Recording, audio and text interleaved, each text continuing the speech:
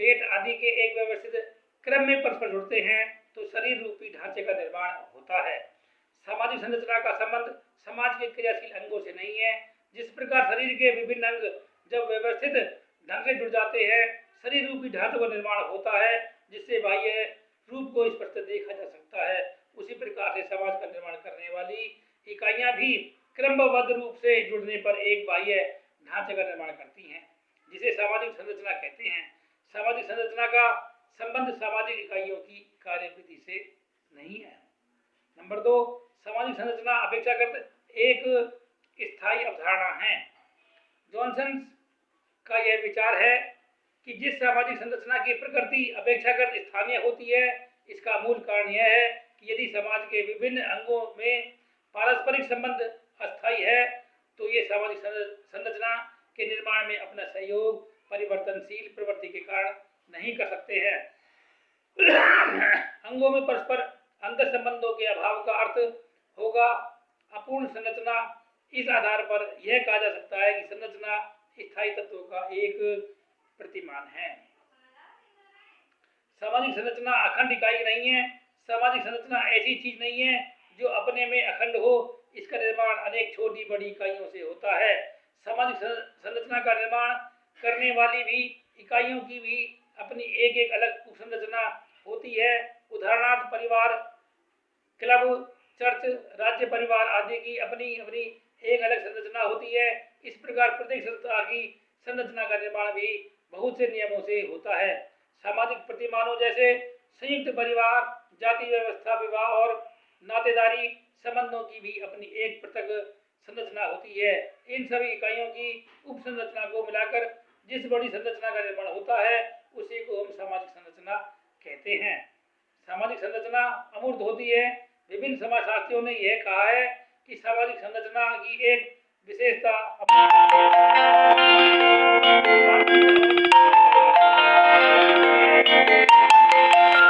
निर्माण विभिन्न संस्थाओं, एजेंसियों, प्रतिमानों, परिस्थितियों एवं भूमिकाओं से मिलकर होता है। ये सभी इकाइयां अमूर्त हैं। इनका भौतिक वस्तु की भांति कोई ठोस आकार या रूप नहीं है, अतः इनसे निर्मित सामाजिक संरचना की भी अमूर्त होती है। समाज का निर्माण सामाजिक संबंधों से होता है। चूंकि ये संबंध अमूर्त है इसलिए सामाजिक संरचना भी अमूर्त होती है।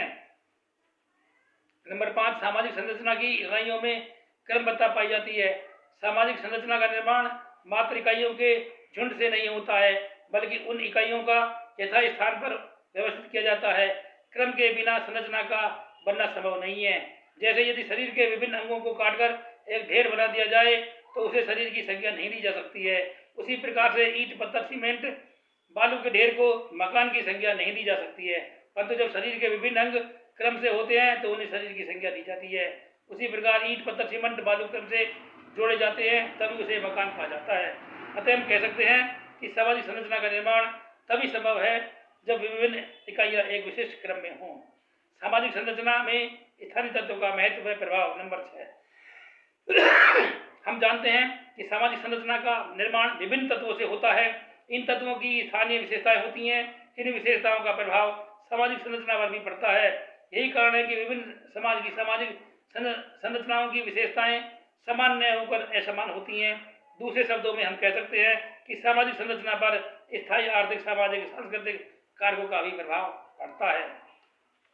नंबर 7, सामाजिक संरचना में आदर्श शून्यता।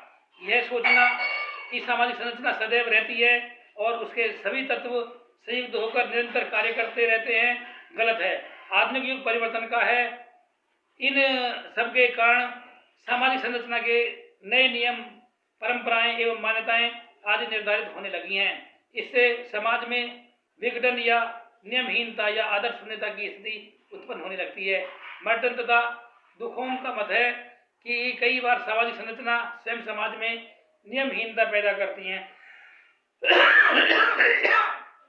नंबर 8, सामाजिक संरचना अंतर संबंधित इकाइयों का एक व्यवस्थित स्वरूप है।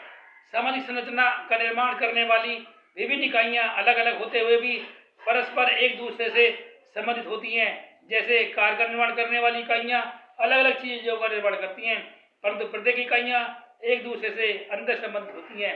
इसी प्रकार परिवार, राज्य शिक्षण संस्थाएं आदि भी अलग अलग भूमिका करते हुए एक दूसरे से प्रभावित होते हैं तथा अंतर संबंधित होती हैं। नंबर 9, सामाजिक संरचना का निर्माण अनेक उप संरचनाओं से होता है। जिस प्रकार शरीर रूपी संरचना का निर्माण मस्तिष्क, पाचन व श्वसन संस्थानों आदि से होता है, जिसमें अनेक अंग होते हैं, उसी प्रकार सामाजिक संरचना का निर्माण भी विभिन्न उप संरचनाओं जैसे परिवार, जाति वर्ग, चर्च, शिक्षण संस्था